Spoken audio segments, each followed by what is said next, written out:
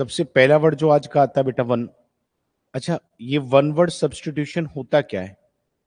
इसे अगर ध्यान से देखें तो एक सेंटेंस आपको देगा। जैसे देखो यहां पे दिया गया, कह रहे हैं टू लेंथ्स ऑफ रॉप, रस्सी की दो लेंथ हैं, या फिर बेम्बू और वुड, बांस होता है, वुड लकड़ी होती है।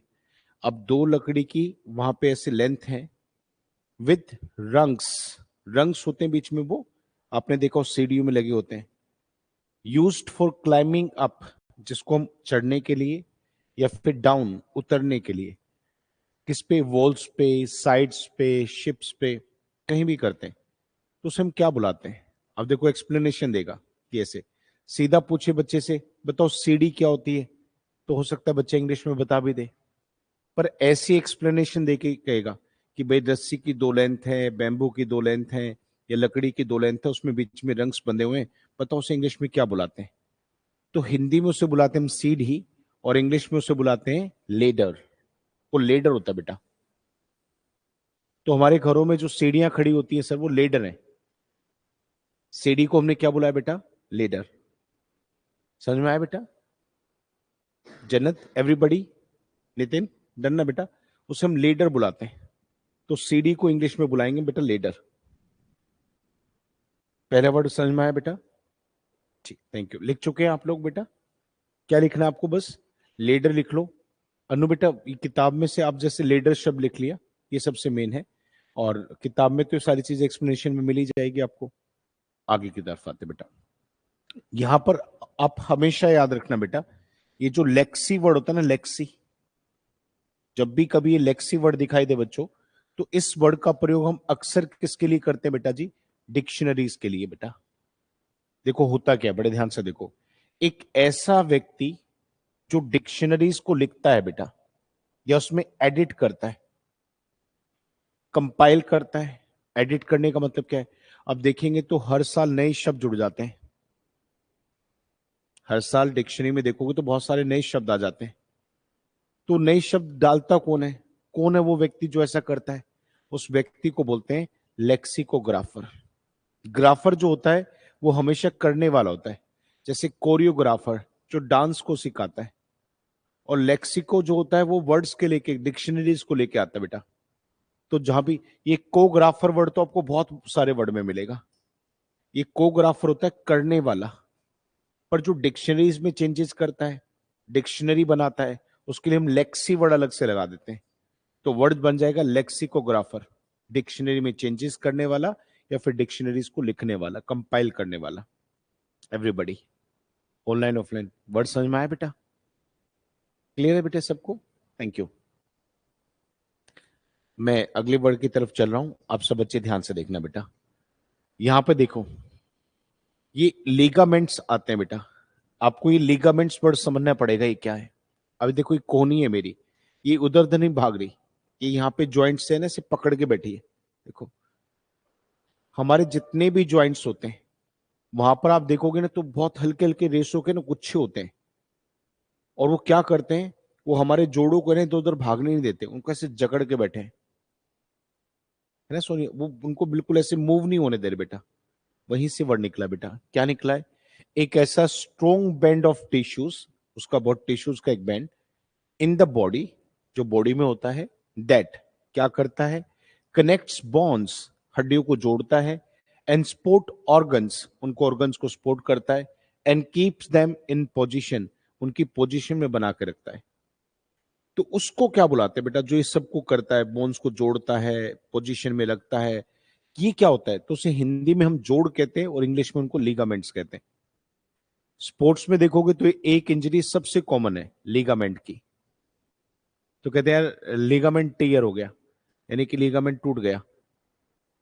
तो लिगामेंट वो जोड़ होता है बेटा, जो चीजों को बांध के, हड्डियों को बांध के रखता है, दैट्स कॉल्ड लिगामेंट। सुन नहीं पाया? Thank you. अगले वर्ड की तरफ आते हैं। नेक्स्ट वर्ड अगर इसमें देखेंगे हम, तो उसमें देखो क्या आता है, the first public speech delivered by a person. बड़े ध्यान से सुना बेटा, इसमें एक वर्ड ध्यान से सुन लो बेटा, ये है मेडन। इस मेडन का मतलब होता है सबसे पहला। देखा, सबसे इंपॉर्टेंट वर्ड इसमें क्या, वो ध्यान से सुन रहे हो मेरी बात? इसमें जो वर्ड है ना मेडन, वो सबसे इंपॉर्टेंट है बेटा। मेडन का मतलब होता है सबसे पहला, फर्स्ट। अब जैसे देखो, अभी ना पीछे मैं एक क्रिकेट का मैच देख रहा था, तो उसमें किसी प्लेयर को डेब्यू करवाया गया। कोई प्लेयर था, उसको खिलाया गया, और उसने पहली विकेट जब ली ना, तो उसमें खुशी पता है क्या बोला? His debut wicket. मैं गलत बोल गया थोड़ा सा डेब्यू बोल गया मेरे मुंह से। मैं फिर से बोलता हूं, ध्यान से सुनो। ये जो मेडन वर्ड है ना, ये मेडन शब्द, इस मेडन शब्द को इंग्लिश में बार बार आपको पढ़ना चाहिए। इस मेडन का मतलब होता है फर्स्ट, सबसे पहला। जैसे मैं एग्जाम्पल के साथ बात करूं, तो क्रिकेट के मैच में एक व्यक्ति को खिलाया गया, पहला मैच था। जैसे ही उसने पहली विकेट ली, तो कहते this is his maiden wicket. अब मुझे बताओ, विकेट से पहले इस मेडन वर्ड का मतलब क्या है? बताओ, सोचो। सबसे पहले, सबसे पहले विकेट। कोई प्लेयर है, उसने सेंचुरी लगाई, पहली सेंचुरी लगाई, तो क्या बोला? Maiden century. बताओ फिर मेडन सेंचुरी का मतलब क्या हुआ? सबसे पहली सेंचुरी। स्पीच क्या होता है? भाषण। और जो पहला भाषण होता है उसको क्या बोलेंगे? Maiden speech. तो ये मेडन स्पीच होता है सर, वो अलग होता है। हाँ, वो अलग होता है। क्लियर हुआ नहीं हुआ? मेडन का मतलब समझ में आया? मेडन स्पीच मतलब समझ में आया? Very good. लीडर क्या होता है? हाँ, और डिक्शनरी वाले में एक वर्ड याद रखना था, क्या था वो? लेक्सी वर्ड याद रखना है ना बेटा? कोग्राफर तो करने वाला हो गया, लेक्सिकोग्राफर मतलब जो डिक्शनरीज में चेंजेस करता है। एवरीवन। अच्छा मुझे बताओ, ये मेडन का मतलब क्या होता है? सबसे पहला क्या होता है? मेडन होता है। वेरी गुड बेटा। अच्छा, लीगामेंट्स क्या होते हैं? जोड़ होते हैं, उनको क्या बुलाते हैं इंग्लिश में? लीगामेंट्स बुलाते हैं। चलो अगले वर्ड पे आओ बेटा। अब देखो, ये जितना ज्यादा हम इन वर्ड्स को ऐसे रिवाइज करेंगे बेटा, बताओ ये याद क्यों नहीं होंगे? बताओ क्यों नहीं याद होंगे? एक बार क्लास में डिस्कशन हो गया, वर्ड को समझ लिया, फिर बार बार पढ़ के देख लिया, हो जाएंगे बेटा याद। इसमें कौन सी बड़ी बात है? चलो अगले वर्ड की तरफ आओ। कह रहा है कि किसी भी किताब की एक कॉपी, या कोई भी म्यूजिक का एक कुछ भी लिखा हुआ, before it has been printed. बेटा मैं आपको ऐसे नहीं समझ में आया तो मैं ऐसे समझाता हूं। आपने कई बार देखा होगा कि हम चीजों को, जैसे फिल्म है, कोई कोई एक मूवी बनाना चाह रहे हैं, तो उसके हम पहले क्या करेंगे? लिख के एक स्क्रिप्ट तैयार करेंगे कि भाई इस मूवी में क्या क्या होगा, कहां से शुरू होगा, क्या करेक्टर्स होंगे। उसको पहले हाथ से लिखते हैं, फिर उसको पढ़वाया जाता है, कहते हैं देखना चला एक बार। फिर उसको पढ़ के देखते हैं, फिर लगता है कि हाँ यार दम है। उसके बाद वो टाइप होती है, पर टाइप होने से पहले वो हाथ से लिखी जाती है। जैसे किताबें हैं, पहले हाथ से लिखते हैं, लिखने के बाद वो टाइप होती है। तो कोई भी म्यूजिक, कोई भी कहानी, कुछ भी जो हमने अभी तक टाइप नहीं करवाई, टाइप होने से पहले हाथ से लिख के बैठे हैं, उसे क्या बुलाते हैं? उसे हिंदी में बोलते हैं, इंग्लिश में बोलते हैं मैन्यूस्क्रिप्ट। स्क्रिप्ट क्या होता है बेटा? जो हमने तैयार किया है किसी चीज के लिए। और मैनुअल क्या होता है? आपने सुना होगा बेटा, इसको तोड़ लो ना वर्ड को। मैनुअल वर्क होता है बेटा। एक होता है मशीन से, तो उसमें मशीन करती है। एक होता है मैनुअल, जिसे हम हाथों से करते हैं। कभी भी देखना सर, आपको पता चलेगा मैनुअल वर्क हुआ है, मैनुअल जॉब हुई है। मैनुअल का मतलब क्या है? जो अपने हाथों से किया है। तो हाथों से लिखी हुई कोई भी चीज को बोलते हैं मैन्यूस्क्रिप्ट। तो स्क्रिप्ट होती है ना बेटा हर चीज की, जिसमें हम पूरा तय करते हैं क्या बोला जाएगा, क्या कहा जाएगा। उससे पहले मेन्यू वर्ड लगाए, तो मतलब हाथों से, तो मैन्यूस्क्रिप्ट हो गया। बेटे प्लीज एवरीबॉडी, पता चला मैन्यूस्क्रिप्ट क्या होता है? याद भी हो गया होगा, याद भी रखना है इसको बेटा, मैन्यूस्क्रिप्ट। ऑनलाइन ऑफलाइन सब अच्छे? दैट्स गुड बेटा। अगले वर्ड पे आते हैं। अ पर्सन और thing that has the same name as another. बेटा कई बार कहते हैं ना, अब इसको ना समझ पाए तो मैं बताता हूं। एक ऐसा व्यक्ति या चीज जिसका नाम बिल्कुल वही है जो दूसरे का है। जैसे कोई व्यक्ति में से मिला, मैं उनसे मिला, उन्होंने कहा सर आपका नाम, जैसे मैंने एक इंग्लिश में एक वर्ड बहुत बोलते हैं, व्हाट्स योर गुड नेम। वो हमने कहां से निकाल दिया सर? वो गुड नेम कहां से निकला ये? जैसे हम हिंदी में पूछ रहे थे आपका शुभ नाम क्या है, तो हमें लगता है शुभ की इंग्लिश गुड है। जैसे देखो, शुभ रात्रि, गुड नाइट। तो हमें लगता है शुभ का मतलब गुड है, तो हमने उठा के नाम भी कर दिया गुड नेम। दुनिया बोल रही है, जबकि गलत है। इंग्लिश भाषा में गुड नेम को गलत माना गया है। सिंपल बोलना चाहिए व्हाट्स योर नेम। तो आगे से आप भी सर कभी किसी को मत बोलना व्हाट्स योर गुड नेम, आप हमेशा बोलना व्हाट्स योर नेम। अच्छा सुनी, तो उसने पूछा व्हाट्स योर नेम, मैंने कहा मेरा नाम प्रदीप कुमार है, तो आई एम प्रदीप। तो उसने हाथ फिर से मिला लिया। मैंने कहा अभी तो हाथ मिलाया था, फिर क्यों मिला लिया हाथ? अरे भाई साहब मेरा नाम भी प्रदीप है। एक तो ये कह दिया, एक ही कह दिया भाई साहब तो मेरे नाम राशि हो। दो तरीके से बात करते हैं हम, देखो भाई साहब मेरा नाम भी प्रदीप है। फिर क्या बोला, अरे भाई साहब तो मेरे नाम राशि हो। नाम राशि का मतलब क्या है? आपका भी वही नाम है जो मेरा नाम है, आपका भी वही नाम है जो मेरा नाम। तो सेम नाम, एक जैसे नाम का होना, उसे इंग्लिश में बोलते हैं नेम सेक। क्या बोलते हैं बेटा? नेम सेक। याद कैसे रहेगा? नेम नाम होता है, सेक एक जैसा हो गया, नेम सेक। अब देखो इंग्लिश में बोलना सिखाता हूं। किसी भी व्यक्ति को कहना है कि आप मेरे नाम राशि हो, आपका नाम भी वही है जो मेरा नाम है, तो उसे इंग्लिश में ऐसे बोला, मेरे साथ बोले, यू आर, शाबाश वेरी गुड बेटा, फिर से बोलो, you are my namesake. Radhe good morning बेटा। सबको समझ में आया? थोड़ा थोड़ा है, सारा सारा अच्छे से आया बेटा? वेरी गुड, शाबाश। ये हुई ना बात, ऐसे ही तो पढ़ना है। चलो नेक्स्ट पढ़, देखो बड़ा प्यारा वर्ड है डिजर्व्ड, मतलब बनता है, एंड अनअवॉइडेबल, जिसे अवॉइड नहीं किया जा सकता। क्या? पनिशमेंट। किसके लिए? कुछ गलत किया है भाई।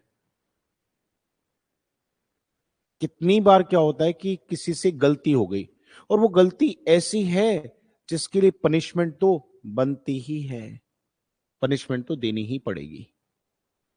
तो उसे क्या बोलते हैं बेटा? है ना, उसे क्या बोलते हैं? That downfall that satisfied natural justice, कि भाई इसके साथ न्याय किया गया, इसको सजा मिली तो उसका मतलब न्याय किया है। तो एक ऐसी सजा जो किसी के लिए बनती है, पनिशमेंट जो उसके लिए बनती ही है क्योंकि करा है उसने ऐसा है, उसे इंग्लिश में क्या बोलते हैं? उसे बोलते हैं इंग्लिश में नेमेसिस। बोलिए बेटा, नेमेसिस। वेरी गुड बेटा, फिर से बोलो, नेमेसिस। नेमेसिस क्या होता है? वो सजा, वो मतलब जो डिजर्व है कि भाई डिजर्व करता है, ये तो मिलना, देखो लिखा भी है।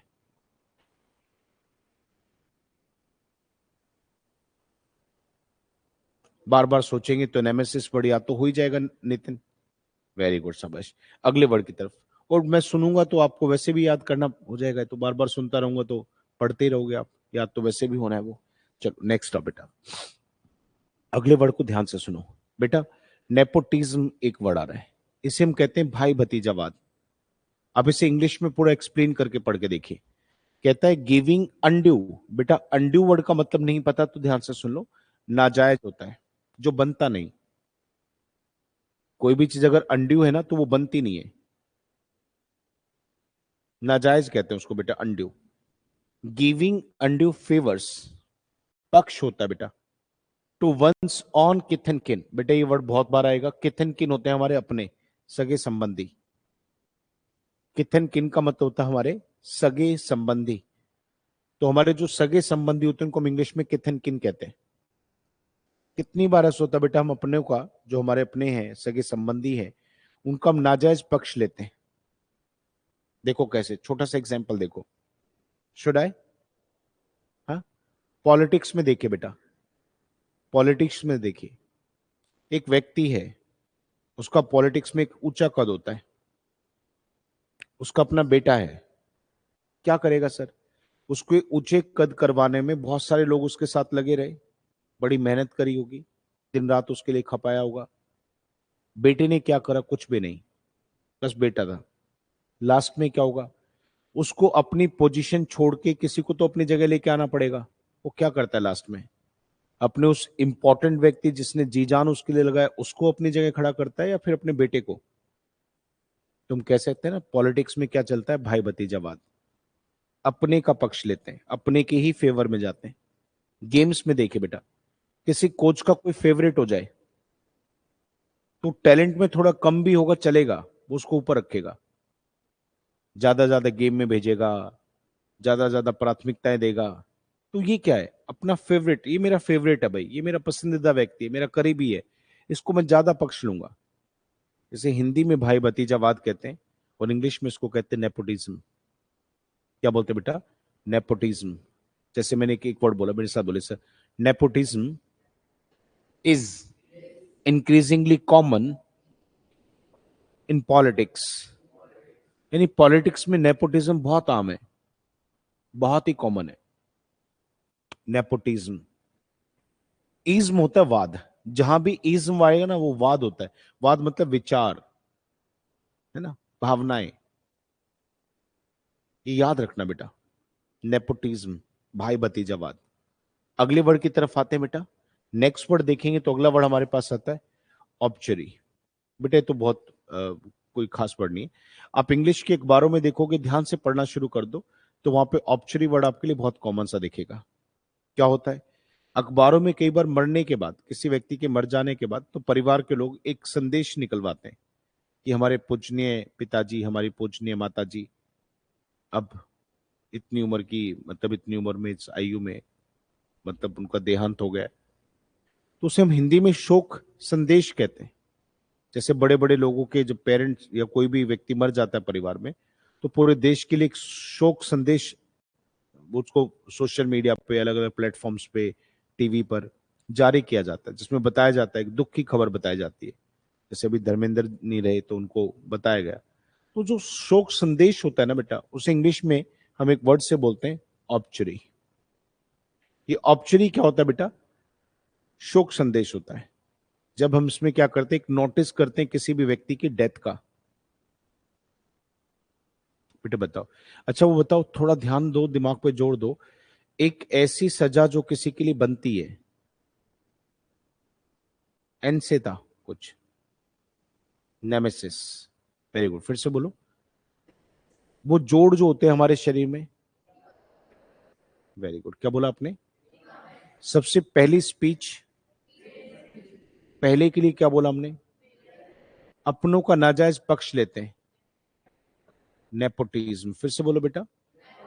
वो जो डिक्शनरी बनाता है, फिर से बोलो, लेक्सिकोग्राफर।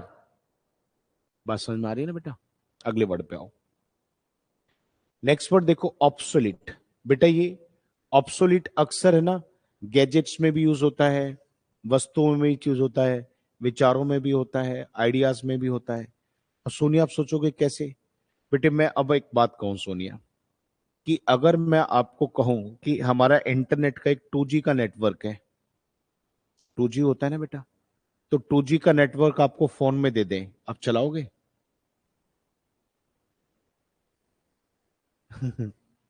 अब गुड़िया कहेगी मेरे पास तो 4G है, 5G है, तो मैं क्यों चलाऊं? अब उसको कोई नहीं चलाएगा सर, क्योंकि जो 2G की टेक्नोलॉजी है वो बहुत पुरानी है, बहुत स्लो है, अब उसे कोई यूज नहीं करता। तो जो भी चीज अब समय के साथ बहुत पुरानी हो गई है, जिसका अब हम प्रयोग ही नहीं करते हैं, उसे इंग्लिश में बोलते हैं बेटा obsolete. This technology has become obsolete. ये टेक्नोलॉजी तो बची ही नहीं है। मुझे अभी भी याद है जब हम इंटरनेट को यूज करने लगे थे, फोन में चलता था, नोकिया के फोन होते थे, तो नोकिया के फोन में इंटरनेट चलता था बेटा, और उसमें इंटरनेट में क्या होता था, हम कोई भी फाइल पे क्लिक करते थे जाकर।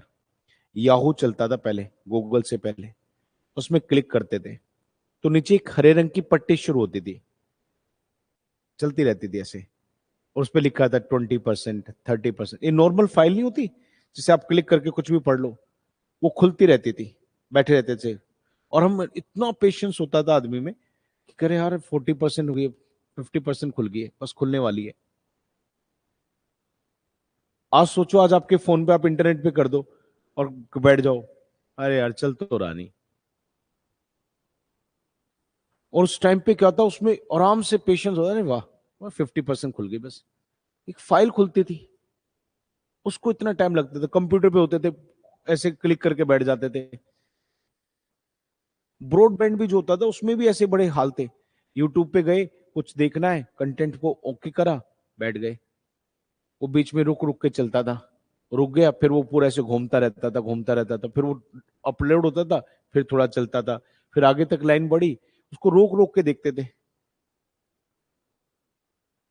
मैं उस दौर को देख रहा हूं आज 10 से 12 साल बाद, अब देखता हूं तो मुझे लगता है यार टेक्नोलॉजी में कितना बड़ा परिवर्तन है।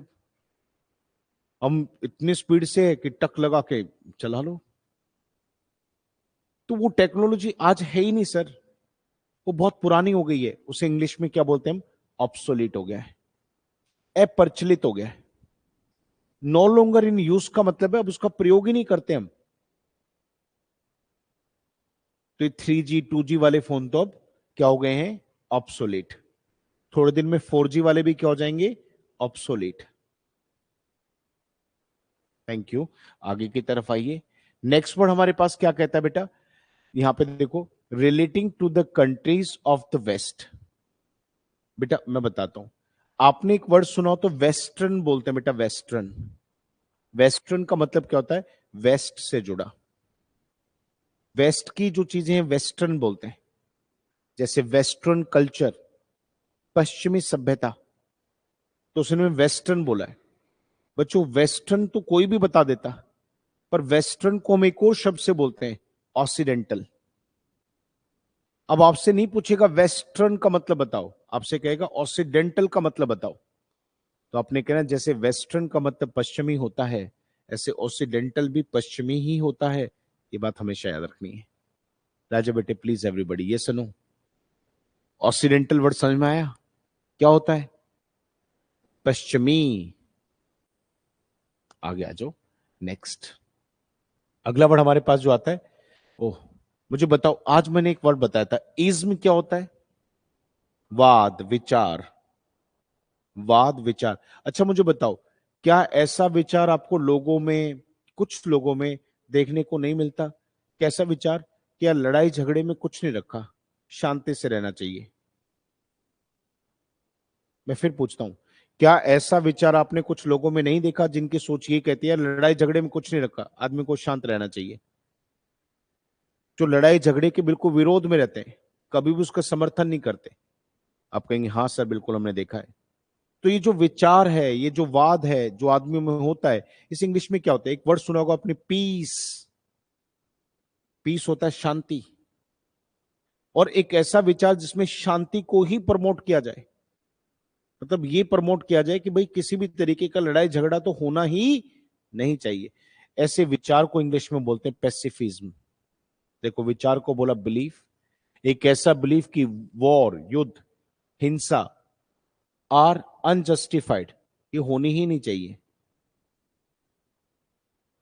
ये विचार की लड़ाई झगड़े तो बिल्कुल खराब है, तो होने ही नहीं चाहिए। इसको इंग्लिश में बोलते हैं पैसिफिज्म। इस विचार को पैसिफिज्म कहते हैं, इस सोच को पैसिफिज्म कहते हैं।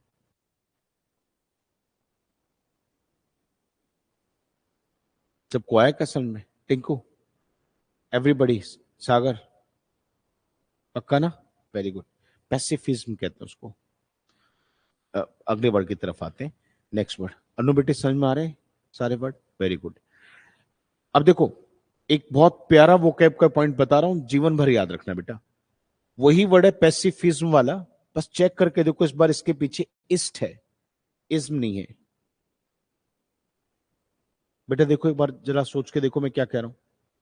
आपने इससे पहले वाले वर्ड में पैसी वर्ड तो आपने देखा था, है ना?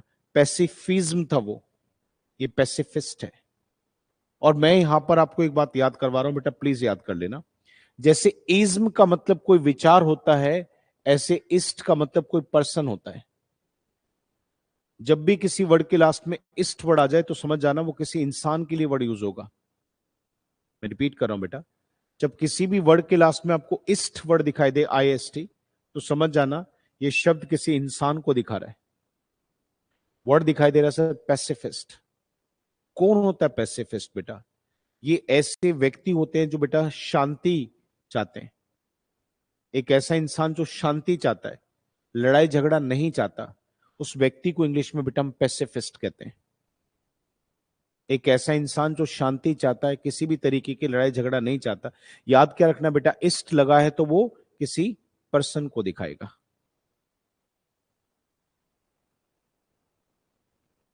एवरीवन, थैंक यू बेटा। अगले वर्ड की तरफ आएंगे तो नेक्स्ट देखिए, पेनेसिया।